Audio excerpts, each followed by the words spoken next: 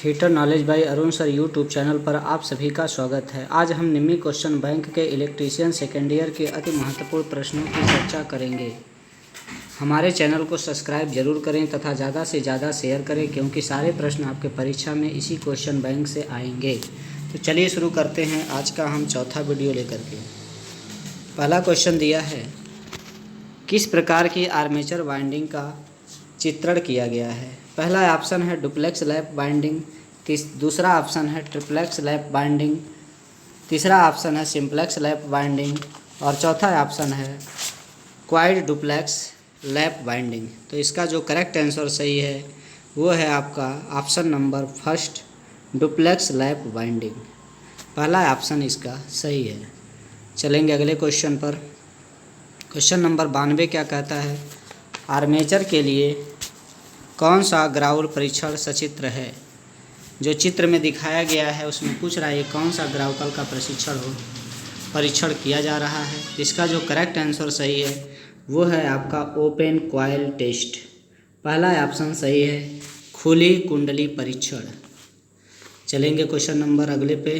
DC motor में सामान्य से ऊपर और नीचे दोनों गतियों को प्राप्त करने के लिए किस गति नियंत्रक विधि को लागू किया जाता है। पहला दिया है क्षेत्र नियंत्रण विधि, दूसरा दिया है आर्मेचर नियंत्रण विधि, तीसरा दिया है टैप फील्ड गति नियंत्रण, चौथा ऑप्शन है बार्ड लियोनार्ड गति नियंत्रण। तो इसका जो करेक्ट आंसर सही है वो है बार्ड लियोनार्ड गति नियंत्रण। ऑप्शन नंबर इसका 4 सही है। इसमें जो हम मोटर इस्तेमाल करते हैं उस मोटर का नाम होता है शंट मोटर। याद रखेंगे, इस विधि में जिस मोटर का हम इस्तेमाल करते हैं उसका नाम होता है शंट मोटर।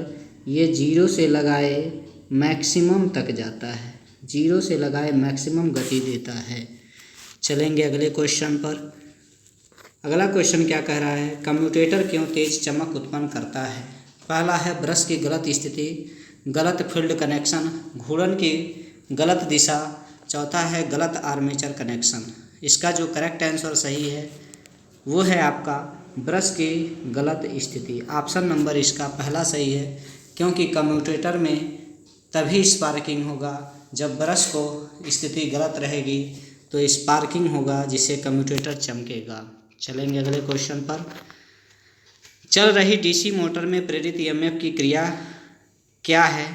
पहला ऑप्शन दिया है लागू वोल्टेज सहायता करता है, लागू वोल्टेज का विरोध करता है, आर्मेचर करंट को बढ़ाता है, आर्मेचर करंट को घटाता है। तो इसका जो करेक्ट आंसर सही है लागू वोल्टेज का विरोध करता है। याद रखेंगे, इसमें जो उत्पन्न होता है वो होता है बैक ईएमएफ। बैक ईएमएफ होता है और ये क्या करता है, लगाए गए वोल्टेज का क्या करता है, विरोध करता है। तो इसका जो करेक्ट आंसर सही है वो है आपका ऑप्शन नंबर बी। चलेंगे अगले क्वेश्चन पर।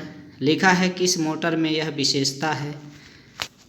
पहला दिया है श्रेणी मोटर, दूसरा है शंट मोटर, तीसरा ऑप्शन है आपका संचयी यौगिक मोटर, चौथा ऑप्शन है विभेदक यौगिक मोटर। तो याद रखेंगे, ये जो दिया हुआ फिगर है ये है आपका, इसका करेक्ट आंसर सही है संचयी यौगिक मोटर। ऑप्शन नंबर इसका सी सही है। अगर इसी क्वेश्चन में हमारा फिगर अगर इस तरीके से होता, इस तरीके से अगर फिगर होता तो ये हमारा जो था ये श्रेणी मोटर के लिए इस्तेमाल होता, श्रेणी मोटर के लिए इस्तेमाल होता है, क्योंकि स्पीड बढ़ने के साथ साथ टार्क जो हो रहा है वो घट रहा है। तो चलेंगे अगले क्वेश्चन पर। अगला क्वेश्चन कहता है 4 बिंदु स्टार्टर में होल्डिंग कॉइल से जुड़े प्रतिरोध का उद्देश्य क्या होता है। एनवीसी में धारा सीमा, शॉर्ट सर्किट से कॉइल को सुरक्षित रखे, मोटर को ओवरलोड से बचाए, शॉर्ट सर्किट से आर्मेचर को सुरक्षित रखे। तो इसका जो करेक्ट आंसर सही है वो है आपका ऑप्शन नंबर 1, एनवीसी में धारा सीमा, एनवीसी में धारा सीमा। अगला क्वेश्चन, डीसी श्रृंखला मोटर की फील्ड वाइंडिंग मोटी तार के साथ बाउंड क्यों है। पहला दिया है फील्ड वोल्टेज को विनियमित करने के लिए, लोड करंट को ले जाने के लिए। तो याद रखेंगे, जो आपका मोटा तार होता है वो हमारा मोटा तार जो होता है वो हमारा लोड करंट को ले जाता है। मोटा तार का इस्तेमाल हम लोड करंट को ले जाने के लिए करते हैं। चलेंगे अगले क्वेश्चन पर। डीसी श्रृंखला मोटर का गति नियंत्रण किस प्रकार का है? पहला लिखा है क्षेत्र समांतर विधि, दूसरा है फील्ड डाइवर्ट विधि, फील्ड टैपिंग विधि, और डी ऑप्शन है आपका आर्मेचर डाइवर्ट विधि। तो याद रखेंगे यहाँ पर जो हमारा दोनों प्रतिरोध लगाए गए हैं ये दोनों प्रतिरोध हमारे समांतर में हैं, इसलिए इसका जो करेक्ट आंसर सही है क्षेत्र समांतर विधि है। अगले क्वेश्चन पे चलेंगे। लिखा है कतरनी मशीनों के लिए कौन सी प्रकार की डीसी मोटर उपयोग है? Which types of DC motor is suitable of the shearing machine? Shearing machine के लिए बताना है कौन सा कंपाउंड डीसी मोटर उपयोग लाया जाता है। तो याद रखेंगे इसके लिए जो इस्तेमाल होता है वो होता है आपका संचय यौगिक motor, cumulative compound motor, option number C. अगला क्वेश्चन लिखा है कहाँ डीसी मिश्रित मोटरों को प्राथमिकता दी जाती है? पहला है लगातार लोड आवश्यकता के लिए, नियत गति की आवश्यकता के लिए, और आपका तीसरा है उच्च आरंभिक वाला गुण आवश्यकता के लिए, अलग अलग लोड आवश्यकताओं के अनुसार नियत गति के लिए। इसका जो करेक्ट आंसर सही है वो है आपका ऑप्शन नंबर डी, अलग अलग लोड आवश्यकताओं के अनुसार नियत गति के लिए इस्तेमाल होता है। ये जहाँ पे इस्तेमाल होता है वो हमारा होता है स्वचालित सीढ़ियाँ। याद रखेंगे कौन सी सीढ़ियाँ? तो स्वचालित आपकी सीढ़ियाँ हो गई, और दूसरा होता है आपका लिफ्ट, स्वचालित सीढ़ियाँ और लिफ्ट। चलेंगे अगले क्वेश्चन पर। डीसी मोटर के लिए स्टार्टर की क्या आवश्यकता है? पहला ऑप्शन दिया है फील्ड धारा को सीमित करें, फील्ड वोल्टेज को सीमित करें, मोटर की गति को नियंत्रित रखें, आर्मेचर करंट को सीमित रखें। तो इसका जो करेक्ट आंसर सही है वो है डी नंबर, आर्मेचर करंट को सीमित रखें। याद रखेंगे जो हमारा स्टार्टर होता है, स्टार्टर जो होता है ये होता है हमारा रिहो स्टेट। कौन सा इस्तेमाल होता है? तो याद रखेंगे रिहो स्टेट जो होता है ये हमारा रिहो स्टेट जो होता है स्टार्टर के रूप में इस्तेमाल होता है। इसमें जैसे जैसे प्रतिरोध का मान बढ़ेगा, RA का मान बढ़ेगा, वैसे वैसे हमारा I का मान घटेगा, और जैसे जैसे I का मान बढ़ेगा तो R का मान क्या होगा? घटेगा। तो आर्मेचर करंट को क्या करता है? सीमित करता है। इसमें उत्पन्न EMF जो होता है ये हमारा 0 होता है। चलेंगे अगले क्वेश्चन पर। आर्मेचर वाइंडिंग का परीक्षण करने के लिए किस प्रकार के उपकरण का प्रयोग किया जाता है? तो आर्मेचर वाइंडिंग के लिए हम लोग जो इस्तेमाल करते हैं उसका नाम होता है ग्राउल। उसका नाम क्या होता है? ग्राउल। याद रखेंगे जो मेगर होता है ये हाई के लिए होता है। हाई रेजिस्टेंस अगर नापना है तो हम लोग मेगर का इस्तेमाल करते हैं, और मध्यम के लिए हम लोग इस्तेमाल करते हैं आपका इस मल्टीमीटर और ओम मीटर का इस्तेमाल जो होता है मीडियम प्रतिरोध को ज्ञात करने के लिए इस्तेमाल किया जाता है। और याद रखेंगे 1 ओम से कम प्रतिरोध, 1 ओम से अगर कम नापना है तो इसके लिए हम पहला याद रखेंगे एम्पियर मापी। याद रखेंगे कौन? तो एम्पियर मापी। दूसरे नंबर पे हम याद रखेंगे जो होता है आपका केल्विन ब्रिज। क्या होता है? याद रखेंगे केल्विन ब्रिज होता है। और तीसरा याद रखेंगे जो तीसरा होता है वो होता है आपका शंट प्रकार, शंट टाइप ओम मीटर, शंट टाइप ओम मीटर होता है। चलेंगे अगले क्वेश्चन पर। 104 नंबर क्वेश्चन क्या कहता है? 3 पॉइंट स्टार्टर के होल्डिंग कॉइल को शंट फील्ड के साथ श्रृंखला में क्यों जोड़ा जाता है? दिया है लोड करंट को सीमित करने के लिए, कम वोल्टेज पर मोटर चलाने के लिए, प्लंजर को ठीक से पकड़ने के लिए, या उच्च गति से मोटर की रक्षा करने के लिए।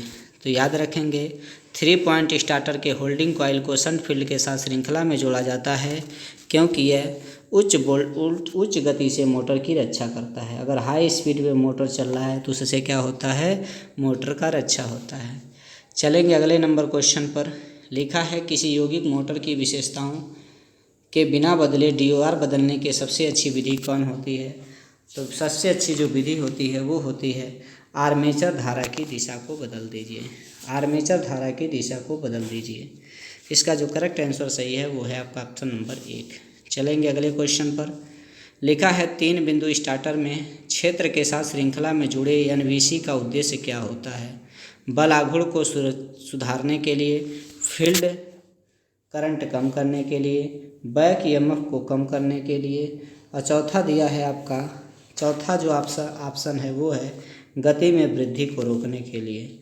तो याद रखेंगे जो NVS होता है, क्या होता है, NVS का जो फुल फॉर्म होता है वो होता है no volt coil, no volt, NVC है, NVC no volt coil, no volt coil. Volt नहीं होने पर, बोल्ट नहीं होने पर, बोल्ट नहीं होने पर याद रखेंगे इससे पुनः स्टार्टर नहीं होती है, पुनः स्वतः स्टार्ट नहीं होती है। तो ये जो करेक्ट आंसर सही है, गति में वृद्धि को ये क्या करता है, रोकता है। गति में वृद्धि को ये क्या करता है, रोकता है। ऑप्शन नंबर डी सही है। 107 नंबर क्वेश्चन देंगे। भारी भार के अचानक भारित करने के लिए किस प्रकार के DC मोटर का उपयोग किया जाता है। तो याद रखेंगे संचयी यौगिक मोटर जो आपके संचयी मोटर इसका सही है। संचयी यौगिक मोटर, कम्युलेटिव कंपाउंड मोटर भारी भार के अचानक भारित होने के लिए DC मोटर का उपयोग किया जाता है। ये हमारा लिफ्ट में और स्वचालित सीढ़ियों में इस्तेमाल किया जाता है। चलेंगे अगले क्वेश्चन पर। क्वेश्चन नंबर 108 क्या कहता है। क्वेश्चन नंबर 108 नंबर क्या कहता है, कह रहा है खाद्य मिश्रण मोटर में किस गति नियंत्रण विधि का उपयोग किया जाता है। वोल्टेज नियंत्रण विधि, फील्ड डाइवर्ट विधि नियंत्रण विधि, और तीसरा दिया है आर्मेचर डाइवर्ट विधि, और आपका चौथा ऑप्शन दिया है श्रृंखला क्षेत्र टैपिंग विधि। तो याद रखेंगे इसका जो करेक्ट आंसर सही है वो है हमारा ऑप्शन नंबर डी, श्रृंखला क्षेत्र टैपिंग विधि। चलेंगे अगले क्वेश्चन पर। ये जो इस्तेमाल होता है वो मिक्सर और जूसर के लिए इस्तेमाल होता है, मिक्सर के लिए और जूसर के लिए इस्तेमाल होता है। चलेंगे अगले क्वेश्चन पर। क्वेश्चन नंबर 109 क्या कहता है, कौन सी गति नियंत्रण प्रणाली शून्य से सामान्य से अधिक तक गति को एक समान बदलाव प्रदान करता है। क्षेत्र नियंत्रण है, आर्मेचर नियंत्रण है, फील्ड डाइवर्ट नियंत्रण है, बोर्ड लियोनोवार्ड सिस्टम नियंत्रण है। तो इसका जो करेक्ट आंसर सही है वो है आपका वार्ड नियोवार्ड सिस्टम नियंत्रण। जैसे जैसे n समानुपाते जो होता है EB बटा में फाई होता है, जैसे जैसे हम फाई के मान को घटाएंगे इसकी घूर्णन की गति जो होगी बढ़ती जाएगी। चलेंगे अगले क्वेश्चन पर। क्वेश्चन नंबर 110 क्या कहता है, वाइंडिंग में टेप का क्या उद्देश्य है। स्लॉट्स को इंसुलेट करें, कॉइल को बांधें, कंडक्टर को लपेटें, खुले कंडक्टरों को इंसुलेट करें। तो याद रखेंगे जो वाइंडिंग में टेप का उद्देश्य होता है कंडक्टर को लपेटते हैं। चलेंगे अगले क्वेश्चन पर। अगले क्वेश्चन पर कह रहा है किस प्रकार की DC armature front pitch YEF पीछे की पिच YEB से अधिक है। पहला दिया है lap winding, wave winding, progressive winding और रिट्रोग्रेसिव वाइंडिंग। तो याद रखेंगे अगर YF is greater than YB है, YF ग्रेटर देन YB है, तो ये हमारा जो होता है ये होता है आपका रिट्रोग्रेसिव वाइंडिंग। रिट्रोग्रेसिव वाइंडिंग जो होता है YF का मान YB से ज़्यादा होता है। यदि YB का मान ज़्यादा होता है वाई एफ से, तो ये हमारा जो होता है वो प्रोग्रेसिव वाइंडिंग होता है। तो इसका जो करेक्ट आंसर सही है वो है हमारा ऑप्शन नंबर डी। चलेंगे अगले क्वेश्चन पर। बीए रेटिंग के लिए कोर सामग्री के क्रॉस सेक्शनल क्षेत्र को क्या कम करता है? डायनेमो शीट कम, मिश्र धातु की चादर, उच्च मिश्र धातु की चादर, सामान्य स्टील शीट। इसका जो करेक्ट आंसर सही है वो है आपका हाई एलॉय स्टील, उच्च मिश्र धातु की चादर। अगर ये नहीं रहता है तो हम याद रखेंगे silicon steel, silicon steel, silicon steel. अगला क्वेश्चन, 4 ध्रुव डीसी मोटर में आसन्न ध्रुवों में विपरीत ध्रुवता कैसे प्राप्त करेंगे? कुंडल में घुमावों की संख्या को बदलकर, क्वाइल्स की श्रेणी संयोजन बनाना, क्वाइल्स के समांतर संयोजन बनाना, या धारा प्रवाह को अलग दिशा में बनाना। तो याद रखेंगे अगर हमारे पास नॉर्थ साउथ पोल दिया है तो याद रखेंगे अगर इसमें क्वाइल में ऐसे ऐसे करके दिशा धारा आ रही है, अगर धारा यहाँ से प्रवेश कर रही है और यहाँ से आपकी निकल रही है, अगर इस दिशा में यहाँ पर नॉर्थ है, यहाँ पे हमारा साउथ है, अगर यही धारा की दिशा ऐसे ऐसे करके मान लीजिए इसकी दिशा को हम चेंज कर देते हैं, इसको यहाँ से प्रवेश कराते हैं, यहाँ से धारा प्रवेश कर रही है और यहाँ से जो है धारा हमारी निकल जा रही है, तो इस पोल को हम नॉर्थ कहेंगे, इसको हम साउथ कहेंगे। तो याद रखेंगे ये जो बनेगा वो धारा प्रवाह को अलग दिशा में बनाएंगे, धारा की दिशा को चेंज करके कर सकते हैं। अगले क्वेश्चन पे, रिवाइंडिंग प्रक्रिया में यह क्रिया क्या है? खाँचों की सफाई, वाइंडिंग निकालना, वेज को हटाना। ये जो क्रिया करके दिखाया जा रहा है वेज को हटाने का काम कर रहा है, वेज को हटाने का। अगले क्वेश्चन पर, वाइंडिंग में उपयोग की जाने वाली कौन सी कुचालक सामग्री एक अत्यधिक गैर हिग्रोस्कोपिक, नमी न सूखने वाली और अच्छी विद्युत शक्ति रखती है? इसका जो पहला ऑप्शन दिया है एम्पायर कपड़ा है, ट्रिपलेट पेपर है, और तीसरा ऑप्शन है मिलीनेक्स पेपर। तो इसका जो करेक्ट आंसर सही है वो है मिलीनेक्स पेपर। याद रखेंगे मिलीनेक्स पेपर। अगले क्वेश्चन पे चलेंगे, किस प्रकार की आर्मेचर वाइंडिंग का चित्रण किया गया है? तो याद रखेंगे ये जो दिया हुआ है फिगर में ये हमारा है प्रगतिशील लैप वाइंडिंग है, प्रोग्रेसिव लैप वाइंडिंग, क्योंकि यहाँ पर वाई बी का मान जो है वाई एफ से ज़्यादा है। चलेंगे अगले क्वेश्चन पर, लिखा है रिट्राग्रेसिव वेब वाइंडिंग के लिए औसत पिच वाई की गणना करें। यदि आर्मेचर कंडक्टर की संख्या 14, स्लॉट की संख्या 7, ध्रुवों की संख्या जो है 2 है, तो याद रखेंगे जो हमारा इसके लिए फार्मूला होता है वो होता है Z ± 2 में P।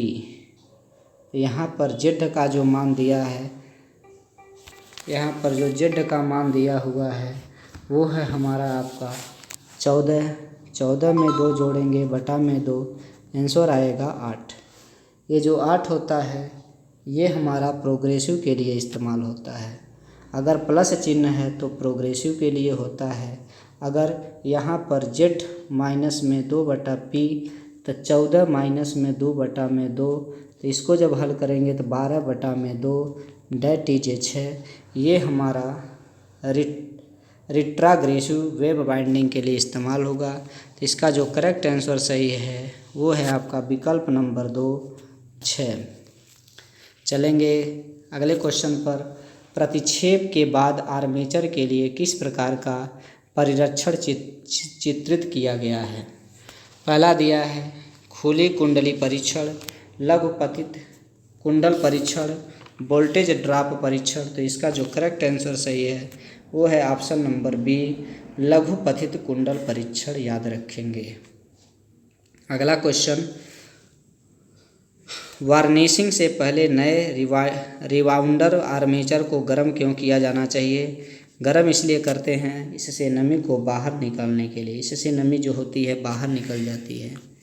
अगला क्वेश्चन, डीसी कंपाउंड मोटर के घूर्णन की दिशा कैसे बदली जाती है? तो याद रखेंगे, आर्मेचर धारा की दिशा को बदल करके डीसी कंपाउंड मोटर के घूर्णन की दिशा को क्या किया जा सकता है? तो बदला जा सकता है। अगले क्वेश्चन पर चलेंगे।